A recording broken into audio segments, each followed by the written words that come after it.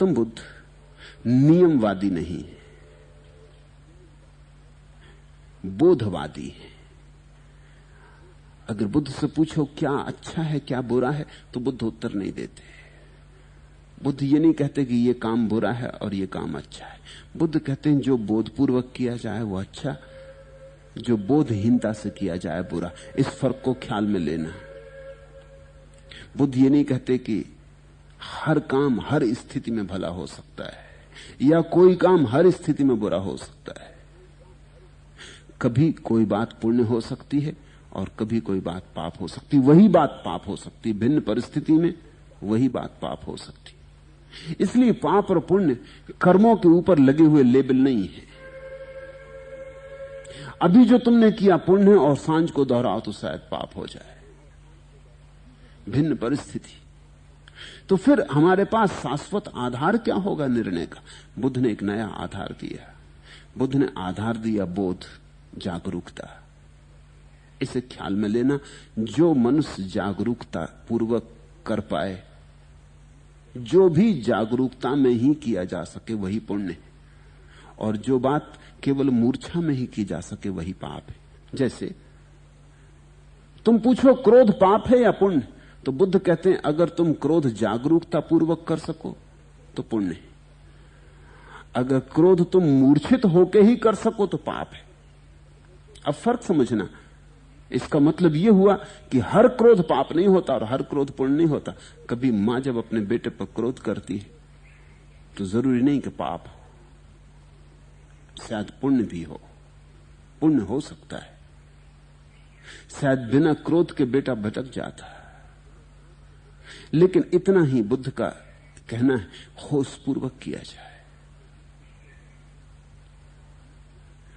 मैंने एक ज़ेन कहानी सुनी है। एक समुराई, एक छत्री के गुरु को किसी ने मार दिया, और जापान में ऐसी व्यवस्था है अगर किसी का गुरु मार डाला जाए तो शिष्य का यह कर्तव्य है कि बदला ले, और जब तक वो मारने वाले को न मार दे तब तक चैन न ले। ये समुराई तो बड़े भयानक योद्धा होते।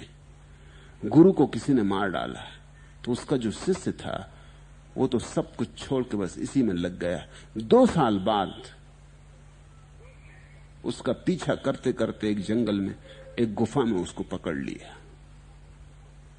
बस उसकी छाती में छुरा भोंकने को था ही कि उस आदमी ने इस समुराई के ऊपर थूक दिया। जैसे उसने थूका, उसने छुरा वापस रख लिया अपनी म्यान में और वापस गुफा के बाहर निकल आया। उस आदमी ने कहा, क्यों भाई, क्या हो गया?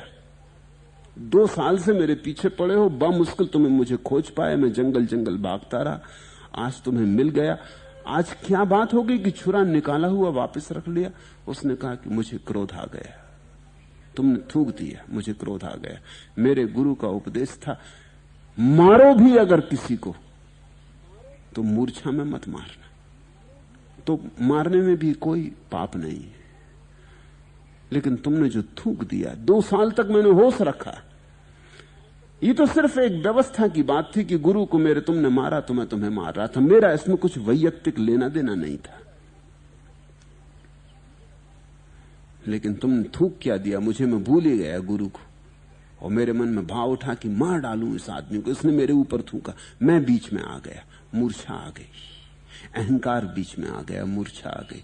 इसलिए अब जाता हूं, अब फिर जब ये मूर्छा खट जाएगी तब सोचूंगा।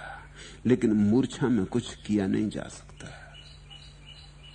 बुद्ध ने कहा है, जो तुम मूर्छा में करो वही पाप, जो तुम जागरूकता में करो वही पुण्य। ये पाप और पुण्य की बड़ी नई व्यवस्था थी, और इसमें व्यक्ति को परम स्वतंत्रता है। कोई दूसरा तय नहीं कर सकता कि क्या पाप है, क्या पाप है, क्या पुण्य है। तुमको ही तय करना है। बुद्ध ने व्यक्ति को परम गरिमा दी। देह नहीं चेतना हूं, ये देह तो मेरा मकान है, मैं इसके भीतर निवास कर रहा हूं। मैं मिट्टी का दिया नहीं, दिए में जलती ज्योति हूं। जिससे ऐसा अनुभव होने लगा वही व्यक्ति स्थिर है। बोध ना तो समय में और न स्थान में सीमित है, बोध समस्त सीमाओं का अतिक्रमण है, बोध तादात्म्य से मुक्ति है।